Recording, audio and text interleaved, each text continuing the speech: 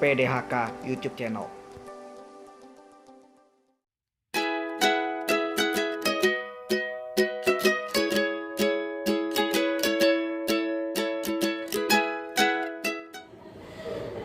Pujian penyembahan dikatakan apa? Ada dalam kerongkongan kita untuk membungkam. Terus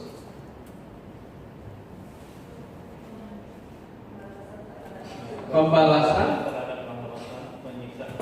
penyiksa dan sebagainya. Teman-teman, secara rohani di 2000 tahun lalu ini sudah dikalahin. Jadi sudah dikalahin belum? Lewat karya penyaliban Tuhan. Sudah. Tapi kenapa banyak yang masih terikat? Why? Saat iblis dikalahkan, Tuhan sudah tetapin belum? Apa akhirnya? Jadi kita paham? Dia sudah tahu hukumannya apa. Benar? Udah ditetapin kan? Bahwa hukumannya kebinasaan. Ya. Pernah lihat siapa yang pernah hadir di pengadilan? Mungkin karena dia, tapi bukan karena kena tilang ya, beda. Bukan karena kena tilang. Siapa yang pernah di pengadilan atau kita pernah nonton TV tentang sebuah pengadilan yang akhirnya si terdakwa itu diputuskan hukumannya? Mungkin 5 tahun penjara karena dia korupsi, mungkin 10 tahun penjara karena dia melakukan sesuatu. Masih pernah dong? Lalu pernahkah Anda melihat lalu si terdakwa langsung bilang, "Pak, ini saya takut deh." Pernah? Mesti ada pengawal yang menghampiri dia, memborgol tangannya, lalu membawa dia ke belum ke penjara dulu, ke mobil tahanan, baru dibawa ke penjara. Hukumannya sudah pasti belum? Sudah. Maka itu dikatakan seperti ini. Gereja Tuhan, saya katakan di situ, diberi sebuah penghormatan untuk melaksanakan penghukuman buat iblis. Iblis sudah tahu nasibnya, tapi dia masih sering keliaran, no? Benar? Ujian penyembahan itu untuk membungkam dia, mengikat dia, mengembalikan dia kepada nasibnya yang sudah ditetapkan. Jelas? Jadi dikatakan tadi ada kata-kata merantai nggak Gus tadi kau baca? Ada dong? Untuk membelenggu raja-raja, membelenggu supaya iblis yang sudah diputuskan hukumannya dia nggak keliaran lagi, tapi dibinding oleh praise and worship. Maka itu segala sesuatu yang mengganggu hidupmu, keluargamu, naikkan pujian, naikkan sebuah penyembahan. Biar kuasa itu diikat dari keluargamu, diikat dari hidupmu, sehingga tidak ada yang bisa mengganggunya lagi. Jelas? Jadi pujian dan penyembahan punya kuasa yang dahsyat. Pujian dan penyembahan punya kuasa yang dahsyat. Jadi bukan cuma nyanyi amatku dahsyat, lalu di belakangnya pakai katanya. Ya, nggak gitu. Tapi kita harus mengalami hal itu. Oke? Next. Pujian dan penyembahan membawa jiwa-jiwa datang kepada Allah. Mazmur 40 ayat 4.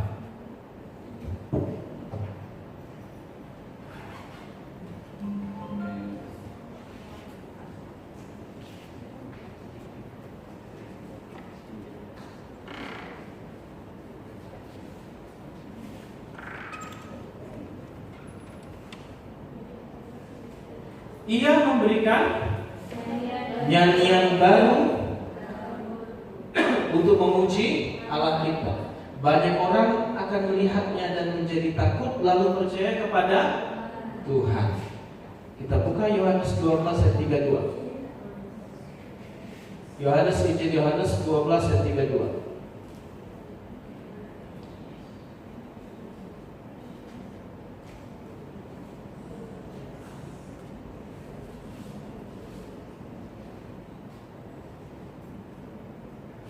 Yang sudah dapat tolong bacain. Dan aku, dikatakan Yesus katakan, akan apabila aku ditinggikan dari bumi, aku akan menarik semua orang datang kepadaku.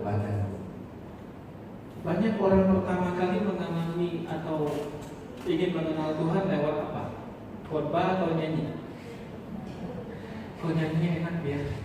Hari itu mungkin dia nggak pernah ke gereja. Hari itu dia kasih di hari itu mungkin dia nggak pernah dengar tentang firman Tuhan. Tapi hari itu mungkin dia cuma diajak temannya, yuk kita ke PD. Dia punya masalah. Tapi tiba-tiba ada sebuah pujian yang menyentuh hatinya.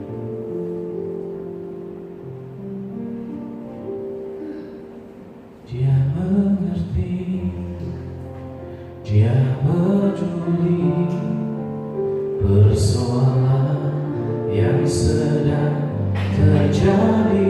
Oke, hari itu dia datang, tiba-tiba dia dengar lagu itu, dan dia lagi punya masalah, dia tersentuh. Saat kita memuji Tuhan, kita meninggikan Yesus tidak? Firman Tuhan bilang apa? Kalau kita meninggikan Dia, maka Dia akan menarik banyak orang datang. Saya sendiri datang ke PD tertarik karena nyanyi. Musiknya enak ya, lagunya enak. Walaupun waktu pertama kali saya datang ke PD, saya datang sebagai seorang yang sangat sombong karena saya anti tepuk tangan. Saya bilang ini orangnya aneh semua, tapi lagunya enak. Apakah minggu depan akan datang lagi? Enggak. Karena saya tertarik di situ. Tapi itu Tuhan punya cara bahwa waktu kita menaikkan sebuah pujian, Tuhan akan tarik orang-orang datang. Ya. Jadi intinya bukan sebuah performance di dalam praise and worship. Intinya bukan sebuah performance. Ya. Minggu kemarin ada yang datang dari Jakarta, ingat? Habis itu kami ketemu, kita makan, kita ngobrol. Lalu si anaknya sempat ngomong sama saya. Tapi di sini dia ngomongnya. Kita nggak pakai full band yang gimana? Kita nggak pakai drum, kita cuma pakai kazon. Sebenarnya lagu-lagunya lebih cocok pakai drum. Tapi dia bilang gini, saya tidak hafal lagu-lagu yang dinyanyiin. Ya memang kadang-kadang hati kudus kan sering buat eksperimen. Ya, lagu-lagu itu mereka nggak ngerti. Maksudnya baru dengar tuh, kayak yang kemarin Father dwell in me. Lalu kau yang layak, dia nggak tahu. Tapi saya memperhatikan dari depan, mereka mengalami kasih Tuhan, mereka mengalami cinta Tuhan. Dia bilang saya nangis loh waktu dengar itu. Padahal saya nggak tahu itu lagu. Bukan sebuah performance, tapi saat kita mulai meninggikan Dia, hadirat itu turun dan Tuhan yang menyentuh hidup mereka. Amin. Oke, next.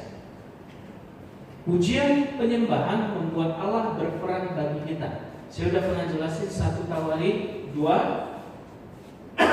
Tawarik 20 soal bagaimana Yosafat waktu dia menghadapi pertempuran, menghadapi Bani Moab dan Bani Amon, dia tidak siapin pasukan dulu.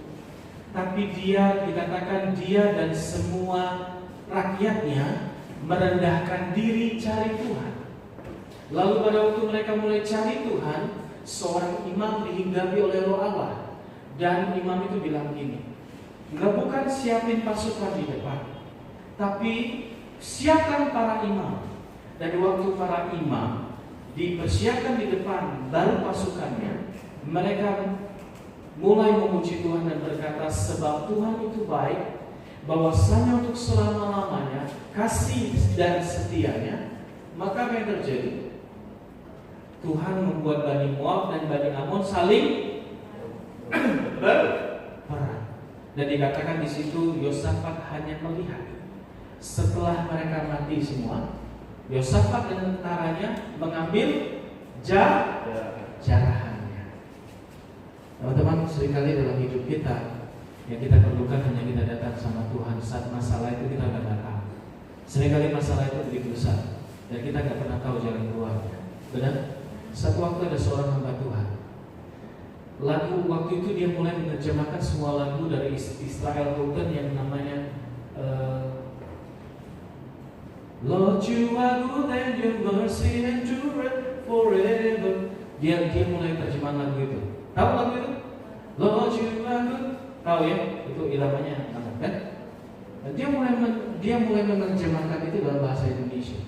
Tapi tiba-tiba tengah malam dia merasakan sebuah sakit yang sangat kuat di dalam bagian perutnya kalau nggak salah. Sampai dia tahan. Tapi dia terus bilang, sebab Tuhan itu baik, bahwasanya untuk selama-lamanya kasih dan setia. Dia ulangi itu terus dan dia ulangi itu terus. Lalu dia berobat di Surabaya karena dia tinggal di Bali. Di Surabaya pada waktu dokter mulai mengecek dengan saya lupa dengan CT scan atau MRI, dokter menemukan sebuah kanker di situ dan dibilang ini limfoma. Lalu hamba Tuhan itu cuma bilang, for the Lord is good. Dia cuma bilang gitu terus. Lalu dia tidak salah berobat ke luar negeri, dia dibawa ke Singapura. Tapi dalam proses itu dia nyanyiin lagu itu terus. Lord you are good and your mercy endureth forever. Dia terus nyanyikan. Singapura alatnya canggih. Tiba di dokter yang namanya ontologi. Kalau nggak onkologi, dokter itu ya, cancer ya. Dokternya mulai melakukan pemeriksaan lagi, dan dokternya kaget. Dia bilang gini, untuk cancer jenis seperti ini, tidak mungkin hanya ada di satu titik. Dia bilang, tidak mungkin, karena cancer jenis ini pasti akan menyebar. Tapi saya heran, kenapa seperti cancer ini diblok di satu titik, tidak bisa bergerak sedikit. Dan saya lihat cancer ini sepertinya sudah mati. Why?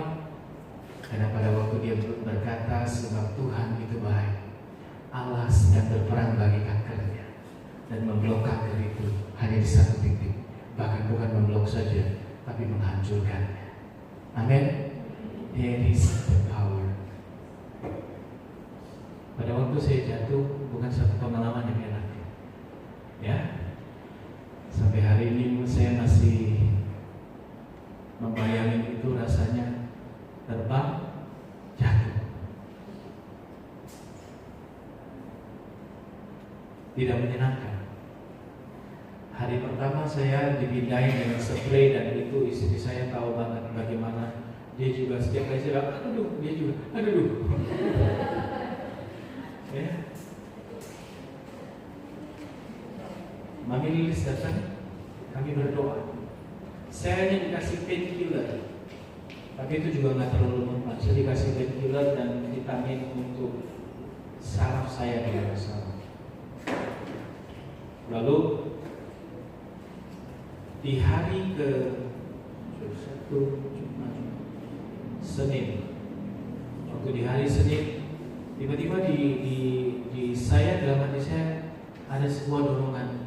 Kenapa kau nggak mulai memuji Tuhan? Kenapa kau nggak mulai menyembah Tuhan?